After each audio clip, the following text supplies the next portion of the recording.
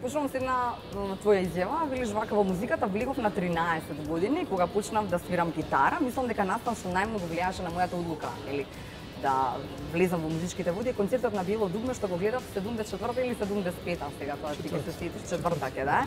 Кога 13 години. Ето така, кога по свирката излегов од универзална сала, се чувствував навлечем на музика и тоа е тоа. Тоа е моментот кога викаш морам. Тоа е стартот. Значи пред тоа имаше оние домашни фамилиарни случаи. Значи имаш родители кои, као и секој родител, имаат амбиции за своето дете и кај мене беа поставени услови некако виолина ќе свириш или клавир. Ја не секав ни едно ни друго. Во исто тоа време идев у школа некој хор, пеење, глупости и не бев талентиран за тоа, не ме примија. Значи као со музика да не се бавиш, добро. Океј. И тоа ми помогна за да избегнам од домашни обврски према клавирот и виолината. Не ме бива за хор, не ме супер, автоматски ништо топ. И се случува тој концерт, зима, ладно. Доаѓа тетката на мојот покоен другар Репо и 20-13 годишњаци ме паќа за раце и не носи универзална сала. Поима нема што идеме и како идеме. И таму имаш некои 15 минути темница и уводен дел на Бело дугме, песната како ви бие Бело дугме. И ја мислам дека во тој момент ми се реши цел понатамошен живот и ова што сум сега, тоа се тие 15 минути и понатаму концертот и до ден денешен бавење со музика, гитари. И се понатаму. Да. Убаво се сеќавам на тие први години во кои идеалистички музицираш и се трудиш некако да обезбедиш средства за првата електрична гитара, си рекол, па за првиот засилувач кога правиш подрумски, гаражни или балкани свирки. Како одеше се? Како до првите пари за гитара? Значи тоа се не го преживував само јас. Тоа беше општо. Значи кај нас у Скопје сите, цела екипата, дружба, ние од Козле, не знам дали од Центар, од Водно, имавме по некој гуру, кај нас беше гуру Соколот, и тој е покоен. Тој беше човекот кој донесе првата стратокастерка. И тоа беше... Уау настан.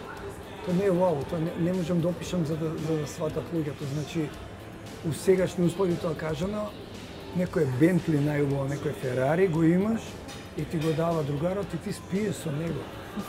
Значи ја дента го измолив да ми ја даде гитарата дома. И тој изгледа вака, легнуваш на кревет. Добро. Пошто мајката ти вика више мораш да спиеш. Ти таа гитара ставаш на столче, остава светло и си ја гледаш цело време као најубава девојка у свет. И тоа се тие некои такви периоди кај што разменувавме жици, трзалици, еден гитарплеер, весник за гитари шеташе по сите нас. По цело Козле, така? Тоа е сегде, тоа е... Значи, еден весник се купува и тоа го чита цел град. Да. А кој учи, кој те подучува, кој како сам? Тоа беа исто интересни моменти затоа што немаше као се на YouTube кусни фразата од Стиви Вај, просто тоа овде, нема тоа. Него Петалот ке дојде, вика, види што сум открил, драг, па Џамбазов у тоа време, он беше помал од нас, ке дојде, сум го открил овој акорд, ја на телевизија сум видел нешто, овој вака ги ставил прстите, па ке дојде Соколот као гуру, ке каже, не тоа, овој прст не си го видел добро, тоа е ново поле и тоа се предаваше од колено на колено, знаеш, и така учевме. И секоја нова финта што ќе научиш, ти идеш дома ја вежбаш и тоа е поголема среќа немало од тоа за нас. Да. Тоа се тие убавите моменти на малски дружби, на свирење гитари и тогаш почнеш да сваќаш дека има различен начин на свирење гитара. Значи имаш начин гитарошки свирење на клупа, кај што Џамбазов и таква екипа беа врвни, да. И тогаш се собираат девојки околу нив, ти им завидуваш цело време и викаш зашто ја не знам вака да свирам, пошто ти идеш у некои други води, некој ти Владко Стефановски го гледаш и цело време знаеш као чека да свирам ко него. И никад не просвирим ко него, зашо? Пошто е друга васиона, знаеш. И А како до првата гитара? Како до првата, Виолина или клавир беше? Како гитарава стана момент на дебата во семејството? Така, значи, после концертов, одлука донесена од моја страна, нели доаѓаш дома и викаш ја гитара и немој. Не може, не сакаше, нема инструмент. И мојот војко имаше гитара дома која никој не користеше, акустична. Ми ја даде, ми ја поклони. Првата година фактички све што правев на таа гитара. За после татко ми ја купи гитара. Имаш убедување или не, се средија работите, се види дека љубовта е љубов истинска? Затоа што пред крај на 8 одделение татко ми работеше многу во Германија и ја го измолив некако за прва електрична гитара. Се таа електрична гитара ден денеска ја чувам као успомена, ама тоа е најголемото ѓубре од гитара што икад некој е имал. Тоа е катастрофална гитара со најголем врат, со огромни жици, кои ќе уклучиш у појачало, фаќа фонија, тоа пишти со други зборови. А ние тоаш немавме појачало, него имавме радија, кај што ја вадиш иглата, грамофонска, па со жички се уклучуваш там, и тоа е, што ти кажем, поише се уклучуваш него што свириш. А во меморија те викна да влезеш веднаш во бендот, ама никако мислеше дека ти треба гитара, ти треба, нели, појачало, ти треба што треба да имаш комплетно и не дека се правам фраер, велиш, ама сакав си да имам, па после да влезам, да не биде на позаемени инструменти да стирам таму. Тоа е и точно и не е точно, значи тоа немање инструмент прав соодветен, професионален инструмент. Фактички ми беше и вадење пред меморија. Да. За да навежбам, за да бидам подобар? Не. Никој, знаеш, кога си млад, ти мислиш дека си најдобар, не ти треба навежбување, глупост. Што ќе вежбаш, ти си злато. Да.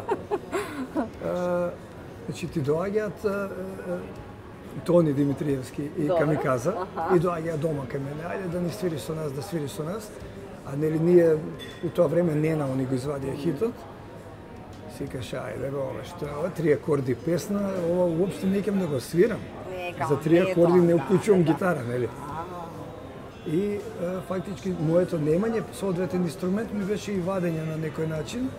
И супер, ја одлагав неколку години тоа и на крај стигна таа историска гитара за која претходно што ме праша како се собираат парите и се споја сите работи така да Владо со селидбата негова од Германија, со неговата цела домашна опрема, нели, мебели, не знам што се носи, се селе во Македонија. Тама е стави гитарата појачалото, заедно со неговата гитара. Значи не мораше да се плати ништо. Така прави. И дојде се тука и следниот момент беше на врата Зрн Тони Камиказа. Сега ќе свириме ли заедно? Нема бегање. Да, и тогаш го направивме првиот историски албум, првиот македонски. На македонски јазик. На македонски, со македонско пење, со македонски букви, снимано во Македонија, на македонски инструменти. Да. Велешка ситуација, се стигаваш на таа една велешка ситуација која што... Да, не тоа со Поца, туку со Лепа Брена. Добро, подсетим. Да, еве вака. Луѓето од Велес не прашуваат. Вие одите во Велес да лепите плакати за да правите концерт тamo. Што сакате да правите? Ние зачудени велиме, ова Пуца го раскажува, па концерт, а тие уште позачудени, ја ги гледате велат плакатите са влепени низ градот. Гледаме најавен концерт на Лепа Брена во Велес. За Лепа Брена се продадоа, сега луѓето ви гледаат, за Лепа Брена се продадоа само 7 карти и концертот е откажан. Нели? Глупо е да Велес времево е тешко, луѓето не даваат пари без потреба, единствено ако е бесплатна, ама пака тешко дека ќе успеете. Ние сепак вели ги оставивме нашите влезници на билетарата и залепивме плакати низ градот. На денот на одржувањето на концертот публиката ја демолираше салата. Сите 1500 карти беа распродадени, а оние кои не дошле до карта го демолираа задниот влез за да влезат. На врвот на салата под плафонот имаше дебели армирани стакла. Некој како нинџи се качуваа горе, ги крша и оттаму влегуваа. Бината беше завртена кон најшироката трибина, а и пардерот беше полн. Пред нас имаше огромен транспарент на кој пишуваше Македонија, цртичка меморија и се веја македонски знамиња. Тоа беше навистина незаборавна гледка. Да, тоа е точно не се од оваа временска дистанца кога гледаш, Тоа вака звучи ти кој го кажеш многу успешно. Ама тоа не е наша заслуга само. Значи, тоа е еден период на осамостојување на Македонија. Некако луѓето во тоа време... Како ти им требаше нешто такво, да, така? Знаеш како се зближивме, македонците се зближивме, почнавме да се сакаме повеќе и имаше таа некоја енергија за негирање на све што доаѓа од надвор. Значи, в тој момент Лепа Брена случајно се десило така, иначе да било и некој друг. И Здравко Чорич исто тука му се случило, ама тоа не затоа што народот не ја сака Лепа Брена, него затоа што знаеш, во времето на Југославија имавме цела музика доаѓаше од надвор. А бомбардирање на нешто што е туѓо, а не од Македонија излезе само Лепи Сол. Феноменалната лева патика, феноменалниот Конкорд, ништо не направи. Знаеш, ништо останаа тука у градот ги знаат. Неправда и високи штикли, и тоа е тоа. Нас ни се потрефи таа некоја среќа на... Да биде на македонски, да биде, нели? Така, и тоа што го пропагиравме ние цело време и народот некако преку нас си го искажа својот став. И затоа ние добивме пуна сала. Реално. Значи, свиревме, окей, се тоа точно, али не е тоа само наша заслуга. Времето е вистинско време, вистинско место. А Поце беше најголемиот фраер на вистина, тоа со 200-300 девојчиња има врз. Значи, Поце, луѓето оние кои го доживеле, тоа се сеќаваат. Значи, Каролина Гочева се сеќава многу добро на тие моменти, пошто стално го зборите. Поце Тоше Проевски. У тоа време. Оригинал, истиот, истата снага, истиот вокал, шарм го сакаа сите. Пееше 24 сата дневно, он само тоа знае да прави, само да пее. Има некоја мила фаца, нешто звезда да влече, луѓето го сакаат сите. Е наивен за да ги одбие, знаеш, све добричина некој таков е. Господ таков го направил. И ден денеска е таков, ја го викам Бенџамин Батон. Истиот, као да има 20 години, фацичето му е такво. Уште само музика го интересира. И тоа е Поце. И за жал, он не сакаше да продолжи со музика, иначе ја знам дека ќе беше најголемата наша звезда икад. Добро, ама музиката некако сите вам ви го одреди правецот, нели? Сега се нешто и сегашниот бенд, да речеме, нови, нели, после 25 години, ова што ќе се случува на 18 ноември, велите сите ние сме различни карактери, ама сега кога ќе влизаме во студио, тоа се карактери и пута 100, ама некако се знаеме да се снајдеме, така и да ги избалансираме работите. Она што не сме знаеле можеби во младоста, па нели јас некам ова, ја некам ваква мелодиска линија, ти претеруваш, јас сакам по едноставни тонови и не знам како што ги има како капки, да речеме, на музички план. Значи, тоа доаѓа со годините, се сменето. Музиката ни го одреди правецот на сите нас. Конкретно кај мене, знаеш како, музиката беше еден сегмент, влегуваш, сакаш гитара да свириш, се бавиш со гитара, се бавиш. Вежбаш дома нон-стоп, тоа беше по 8 сати вежбање реално. Значи, многу работи, јас не знам ништо да ги отсвирам, кој што сум ги свирал. Сега, знаеш, ги враќаме плочиве назад на пробиве и на Мичо му викам, ја ово не знам да го отсвирам, му вика тоа. Ти го свираш, ало, како не знаеш? Не знам, крај. И он бараш некој полесен начин. Се убиваш од вежбање и имав прилика да се запознам у тоа време со мојот идол, нели, Владко Стефановски. И ја таа сцена нема никош да заборавам. Значи ти вежбаш и викаш, сега да му покажам што си научил. Сега ќе види тој. Му звониш на врата, он ти искаче со гитарата, нон-стоп со гитарата, ај кафе да пиеме. И докато ти прави муаве, тоа што го свири, Викаш, не му покажувам, ништо не знам. Не, ајде да сидам ја дома, не дојдов зова, него чисто да прашам добар дали си. И тоа се, знаеш, у тие години, више, таа твојот филм што си го носиш у глава дека си најдобар, почна да ти се руши. Почнеш реално да ги гледаш работи, сваќаш дека не можеш да биеш Владко, сваќаш дека не можеш да биеш, не знам, Сатријани, не знам овој. И полека си викаш, ја не сум предодреден за гитара. Повлекувај си се, другарче. На време. Да. во исто тоа време некако Господ ги реди работите, ти отвара нова врата. Знаеш, тоа се баш као гейтови нека ти се отвараат, нови хоризонти. Ја паралелно со таа гитара уматава почнав да ги правам македонските спотови. Како беа први? Венко, Меморија, нормално. Венко, Серафимовски, Џафер, Тања Станковиќ, кој беше друг тама? Како си викал, ние што направија попара на времето... Не знам. Чекай сега да ми текне. Ајде. Студени нозеве. Студени нозе, добра. Најголемиот бенд стварно напуни салата. Стварно не ми текна. Кој? Ке се сетиш до крај гарант? Да, ќе пробам да се сетам сега. Добра. Значи, тогашната сцена ги правевме тие спотови, тоа немаше пари за тоа. Нели, јас си бев на работа, имата тие спотови ги работев затоа што Од љубов. се разбирав во музика. Значи, многу е полесно за мене да работам спот кој точно знам кој инструмент кај што свири, отколку за некој што нели што работи вести па да работи музика. Да. Прво не ги знае музичарите. И значи тоа е таа втора врата што ми се отвори животот, правење видео. Преку тоа, знаеш, доаѓа еден период кога видеото стана многу јако, као бизнис. Доаѓа Дејан Миличевиќ, некој си, никад чуо, никад видео. Да, си рекол во едно интервју, тој не размрда. Не дека донесам нешто поголем квалитет, но ги размрда. Ми изнервира. Тоа е тоа. Значи ми доаѓа од Белград некој тип, ни го знам, ни го познам. Прави на Ребека спот. А со што те изнервира? Што? Сега ќе ти кажам со што, да. Ајде. Значи го прави спотот на Ребека, ти гледаш спотот на Ребека, паѓаат не се сите, ти ова си го правил онака со жмурење, знаеш. Си кажеш ова, ајде добро. И тоа е таа нервоза што те тера да влезеш у нешто свое и така го правиш 1999 Томато.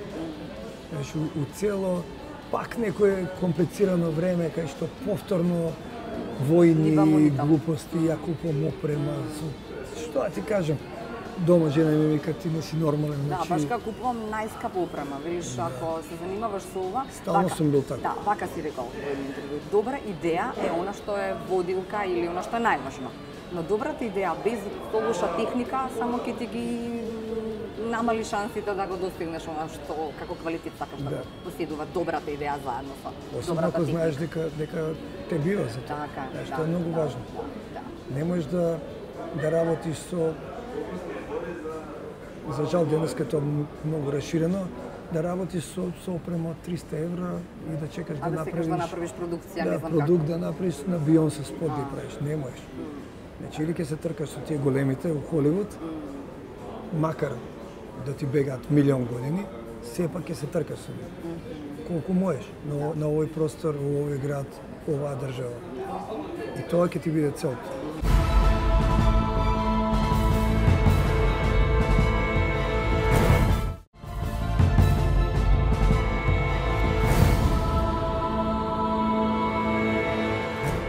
Словенецот е типот кој јас ја купував за Томато, таа скапата опрема, бев улюбен, он беше увозник за Европа на таа опрема. И 7 дена бев кај него, ме шеташе, ми покажуваше и фактички ме едуцираше што треба и како треба, знаеш. Овој нашиот систем овде дека само ние овде ситно знаеме да си работиме за меѓу нас. Не е вистински, треба да прогледаш, да отвориш очи, да се отвори за другите. Сега за несреќа мене ми се случуваа војни овде, па ние се отворивме за другите, Арте телевизија, РТЛ, не знам кои све странски фирми работеа за време на војната. Ама војната заврши нашата работа со нив. Сега новите генерации се спремни и работат многу повеќе надвор. И тоа е многу добро, тоа многу ми се свиѓа. Значи, кај да ќе испадне некој виртуоз од овие простори, без да инвестира у нешто големо и да ги стига Холивуд, него со своето знаење да го предаде што е најубава работа во животот. Кога го правеше Раде спотот за Сврт, знаеше дека ќе биде тој првиот спот кој што ќе биде на MTV? Прашањето, знаеш како ти е, кога правиш песна, дали знаеш Да, како ќе дали стане знаеш хит? дека ќе биде хит. Нашите слики која правев, Аха.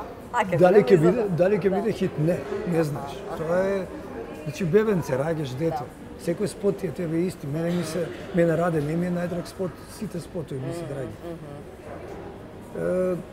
Раде беше интересен момент. Може би е сето тоа, знаеш, ја пак некаква спојка? Да, Господ ги реди работите. Тоа е, значи прво работиш еден спот за кој не си сигурен дека ќе го изработиш.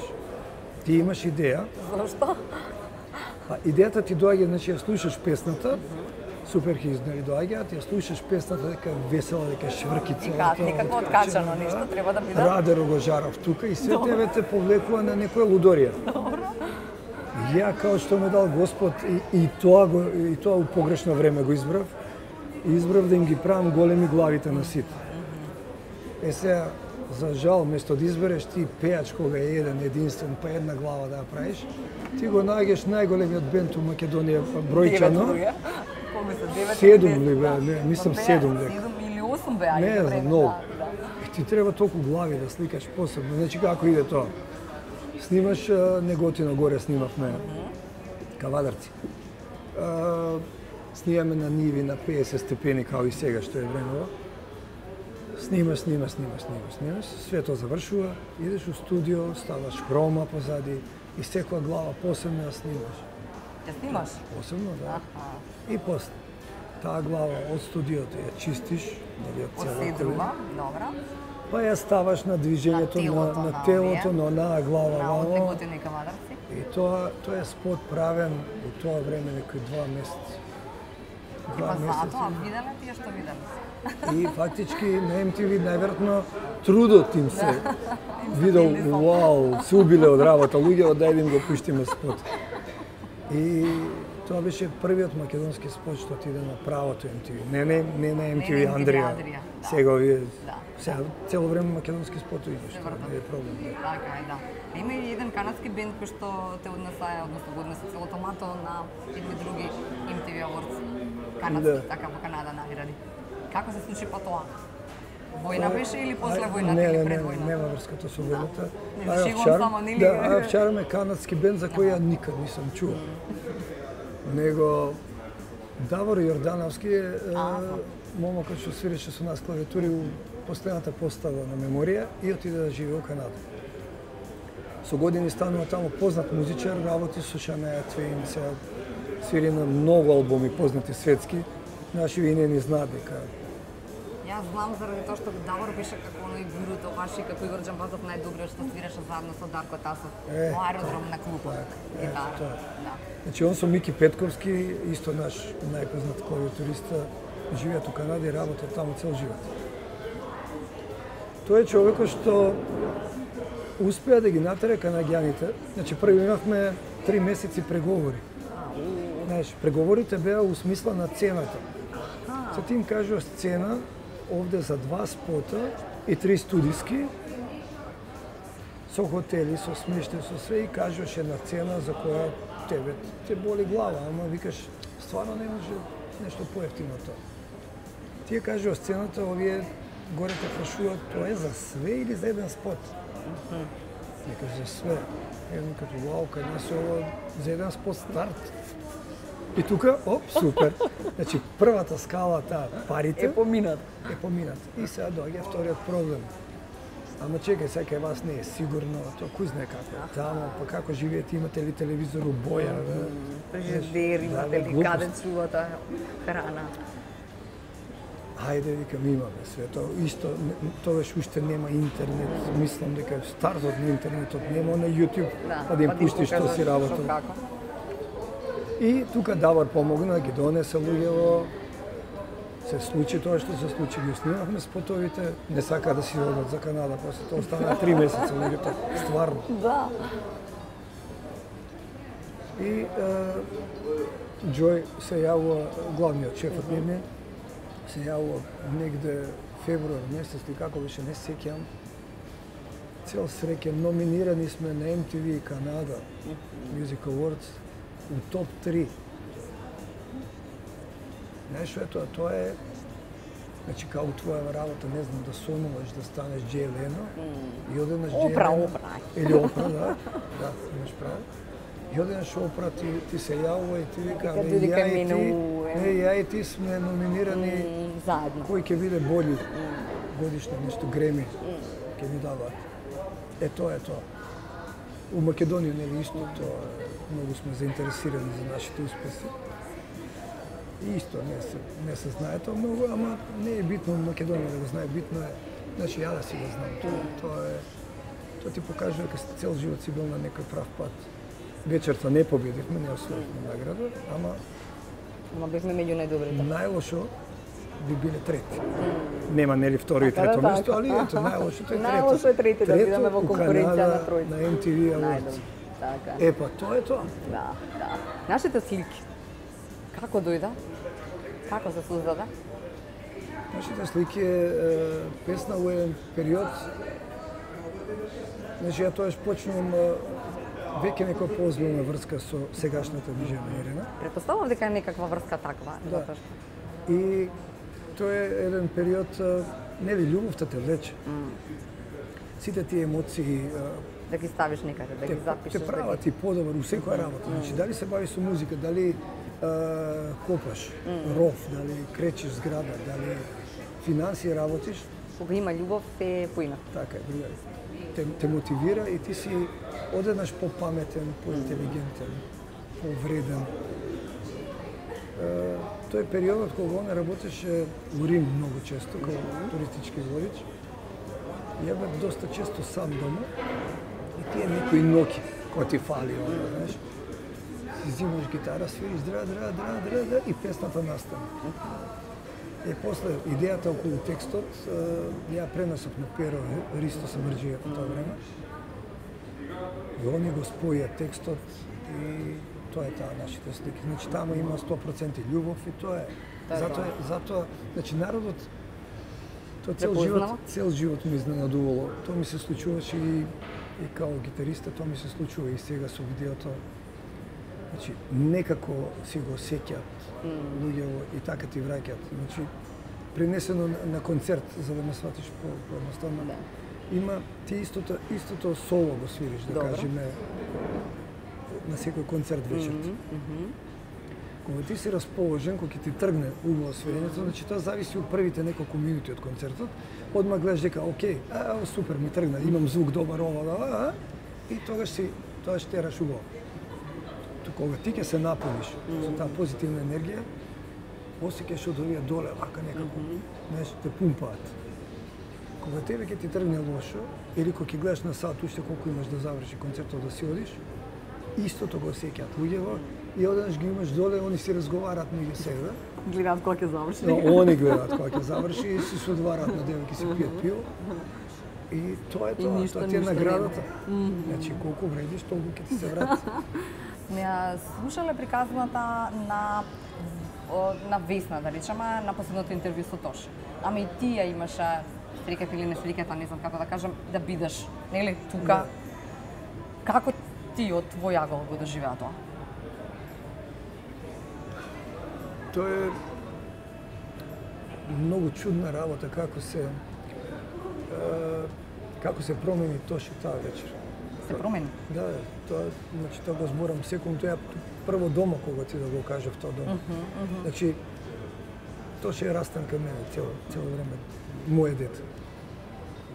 Растени сме заедно, сите си го знаеме како беше енергичен, весел, позитивен. Пееше, како нон-стоп пее, молим те кјути, знаеш. Тоши, ај молим те за кјути да кажеме нешто, нели? Вечерта се случува, да. Доаѓа автоматот, ноќе време, зима, ладна. Прво искача од джипот, се сеќавам, со нога повредена, едва и се движеше. И одиме ја и он у шминкерна, дојка Весна и Васил се спрема за емисијава нешто и си правиме прв пат ја и он. Сериозен муабет. Да. Прв пат имаш ти да разговараш со возрастен, како порасна. Прв пат не му беше све супер. Зашто тоа све му беше супер. Супер ово. Одеднаш размислува другачие. Еве сега идам за Загреб, уморен сум, не можам. Па види, ова не се случува така кој ја што замислам. Ова не е вака, ова е вака. Па, што мисли ова и вака ли ќе биде цел живот, знаеш се да не ги кажуваме мињата. Така да. И ја викам, човеков се озбил. И имаш соговорник феноменален. Викам, ова не е мојот Тоше, ова е Тоше пораснат преку ноќ. Знаеш, пепелашко на ту, се уклучил друг Тоше. Отиде кај Весна во емисија, гледај го интервјуто, тоа е повторно еден смирен, озбилен човек. Не е оној младачки, тинеџерски некој весел човек кој знае да бега од тема на тема. Него беше конкретен многу интервјуто. Завршува интервјуто, најнормално ќе се поздравуваме, се оди. До 7 сат се бајле најтажниот телефонски повик, што го добивам сега од Хрватска, од ХТВ. Со барање да им испратам снимката од емисијата последна. Ја викам, у 7 сат се бајле, луѓе, ало, сега снимавме, ќе го добиете, има време. Па вика, зар ти не знаеш, шо да знам? И тогаш ми сообщија дека не е веќе жив. Јас се уште не верував, пошто си камаја шоу бизнес, нешто. Да, нешто направиле драма. Кула се прави. Вртам кај Лилја, не можам да добијам. И после 100 вртење ја добиваш и имаш од таа страна жена која плаче, која не знае за себе, вришти на телефон. И сватив дека не е шала. И тоа е тоа. Ми отиде најдобриот вокал кој ќе извадеше држава надвор. Ке се гордеевме као спортот, вие што ги имат Роналдо и не знам кој. Да.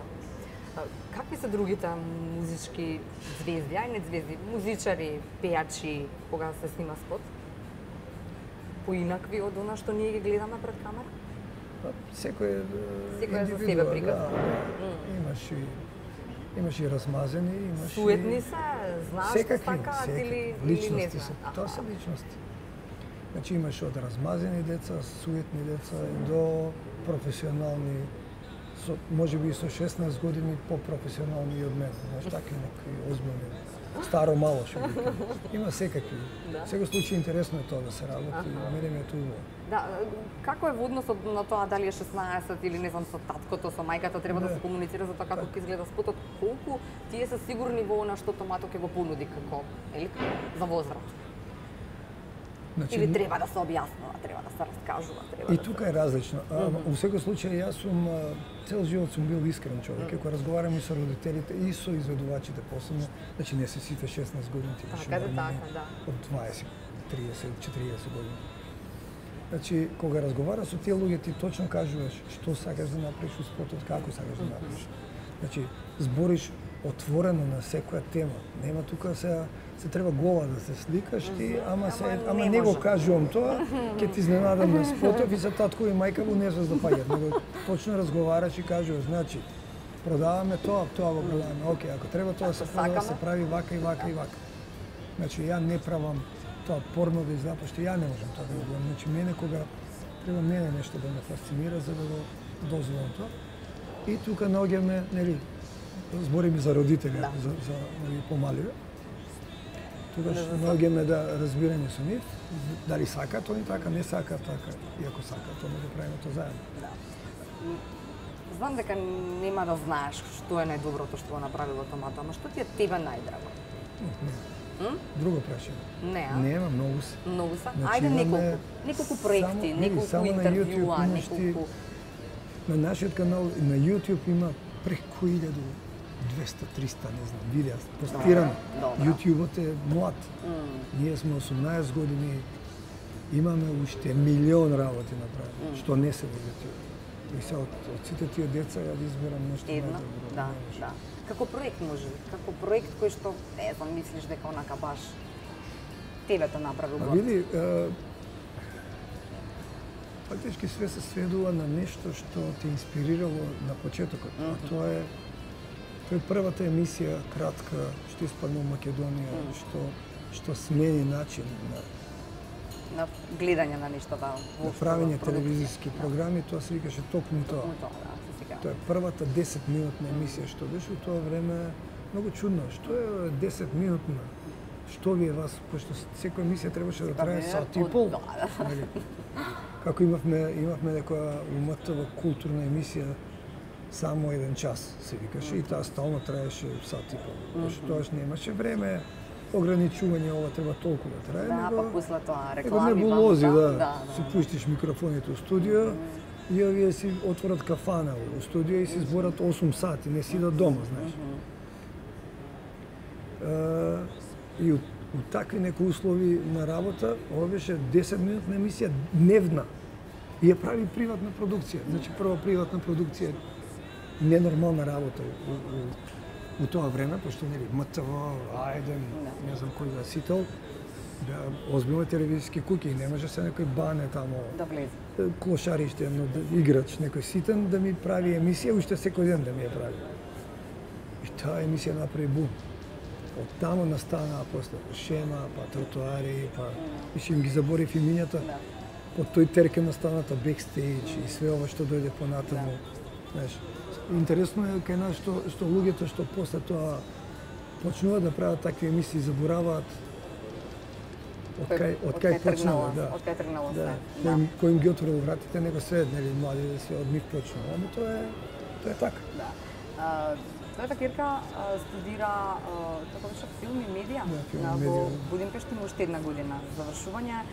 Нејзина беше одлуката, заедничка беше одлуката да има некој кој што можеби ќе го наследи, не можеби овде или надвор, ама некако сето она како талент што го носиш и пренесено веројатно и неа низ годините да го покажа на светот.